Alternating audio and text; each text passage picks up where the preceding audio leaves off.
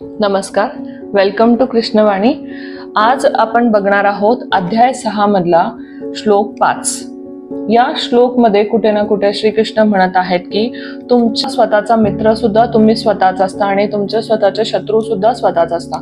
कशा प्रकारे ते पण खूप छान इथे सांगितलं गेलेलं आहे की जेव्हा मनुष्य खूप लो एनर्जी मध्ये राहतो है ना, नेगेटिव्हिटी मध्ये राहतो, स्वतःच्या सुख दुःखासाठी किंवा कुठल्याही गोष्टीसाठी दुसऱ्यावरती अवलंबून राहतो, ह्याच्यापेक्षा मोठा दोष त्याचा काही नाहीये। मनुष्याने स्वतःला ताकदवर बनवायला पाहिजे, आपल्या गोष्टींसाठी स्वतःवरती डिपेंड राहायला पाहिजे, खुशीसाठी, बाकीच्या गोष्टींसाठी, असं कुठेतरी म्हटलं गेलेलं आहे।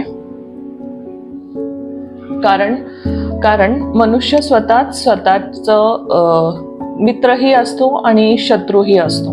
कुठे ना कुठे हे म्हटलं गेलेलं आहे या कृष्णवाणीमध्ये। नमस्कार।